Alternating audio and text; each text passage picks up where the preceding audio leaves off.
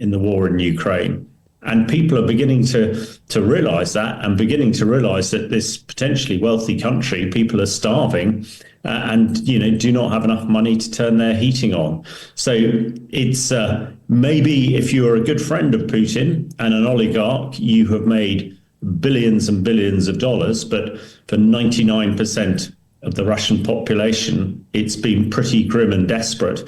And I think what Putin is really trying to avoid, his 25 years, could end in absolute disaster for him, because he's been saying for many years how he wanted to recreate the Soviet Union, to turn some of the old Soviet countries back into the Russian Federation.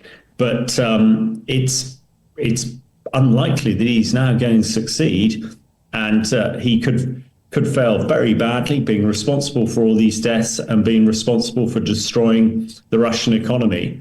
And a failed dictator like that is unlikely to live long enough to collect his pension. And do you see Russia's invasion of Ukraine as Putin's biggest mistake throughout his 25 years of rule in Russia? Yes, I think it must be his biggest mistake. He's really had so many opportunities to make Russia a great and wealthy country. However, his ideological desire to really go back to the old days of the USSR and the Soviet Union, I'm sure has driven him to this particular case. It's also true that the West really, at the end of the Cold War, paid lip service to its own defense and was too busy doing its own business to realize what was happening in Russia and, what was happening in Ukraine as well. When the Russians invaded Crimea back in 2014, we should have acted much more quickly and much more determinedly.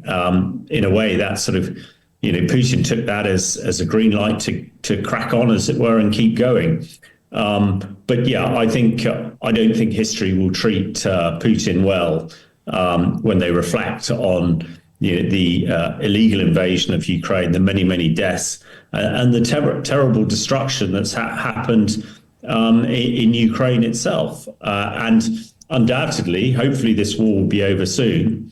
And it's undoubtedly a lot of the Russian assets that are frozen in the West, that money will be used to rebuild Ukraine, which will further create angst, I'm sure, with the Russian people against Putin. Let's cover also another Putin's paranoia. Don't you think that there is also another reason for Vladimir Putin to be concerned about the security measures during the parade days in Moscow? Because Russian General Yaroslav Moskalik was killed recently near Moscow in car bomb attack.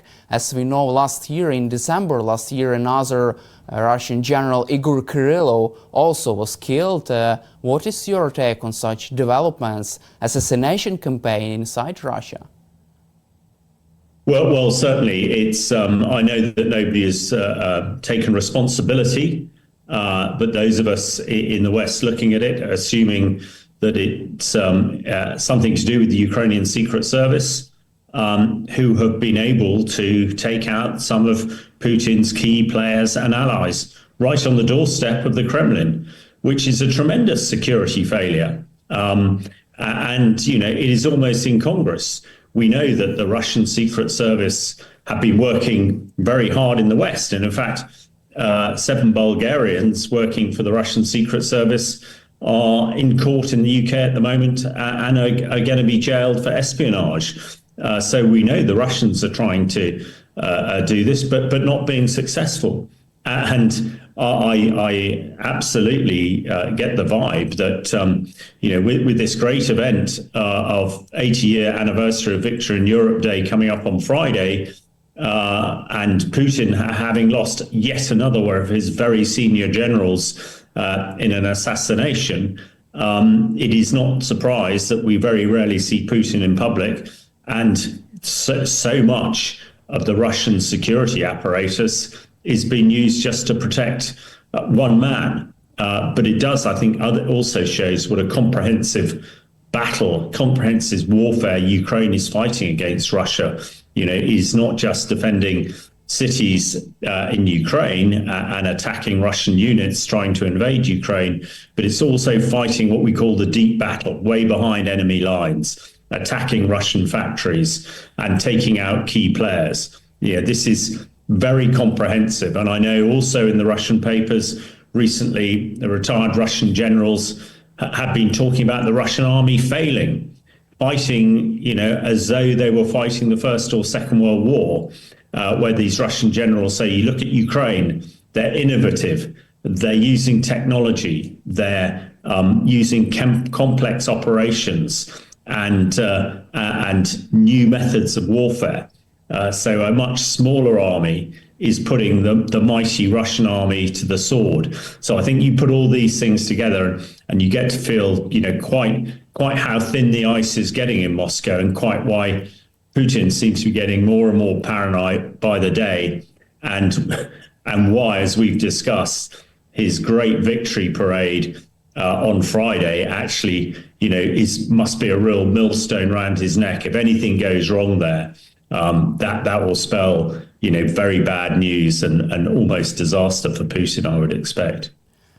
Meanwhile, Ukrainian military intelligence has shot down two Russia's fighter jets Su-30 using maritime drones for the first time in the history of modern warfare. What is your assessment of such innovative way to destroy enemy's aircraft?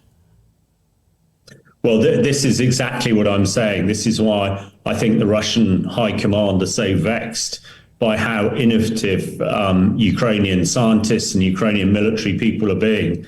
I was only discussing this on another British radio show this morning. The fact that these drones fitted, we understand, with Sidewinder missiles that are usually on fighter aircraft, have now taken down two Russian jets. I mean, that is incredible. We talk about the three-dimensional, fourth-dimensional warfare.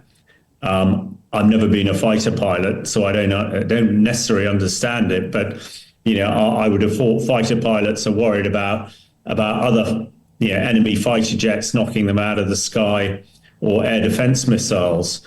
But if a maritime drone, autonomous boat in the sea, is now firing these missiles, then that is a really clever way of conducting warfare. And I'm sure, we've discussed this before, the Russian Air Force has really not performed. At the moment, all it can do is really fly in air shows or fly over the parade on this Friday. So when they lose even more to things like these drones, I'm sure that the Russian Air Force, along with the Russian Navy, the Black Sea Fleet, has pretty much run for the hills, as it were, and we haven't seen it because of the ability of Ukrainian military and Ukrainian maritime forces to attack them. This is yet another demonstration on how Ukraine is winning the technology and innovation war, and is really unsettling the Russian high command and most especially Putin.